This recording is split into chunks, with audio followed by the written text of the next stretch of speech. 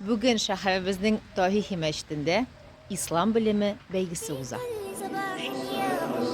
أقطف دوما أحلى الزهر سار تعطر كل البيت تنتظر قدومك يا أمي في كل صباح يا أمي أقطف دوما أحلى الزهر سار تعطر كل البيت تنتظر قدومك يا أمي أمي قد أصبحت أكبر سار أيضا كبرت أكثر ننتظر قدومك يا أمي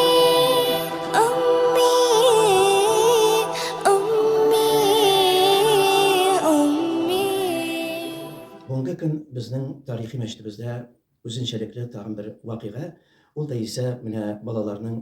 җәйге каникулга чыгу уңае белән дә һәм дә безнең бу ел мәдәниятне һәм гореф-гадәтләрне саклау юлы дип тә танылган ел буларак яшь буыннарны, балаларны аларга инде үзебезнең ана телен, татар телендә мәхәббәт хисләрен тудыру белән һәм ислам динендә дә рухи тәрбия белән аларны һәм белем бирү белән азыкландырыр өчен бүгенге көндә менә шундый бер үзенчәлекле имтихан, конкурс дип атыйбыз инде, викторина белән дә шундый чара үткәрелә.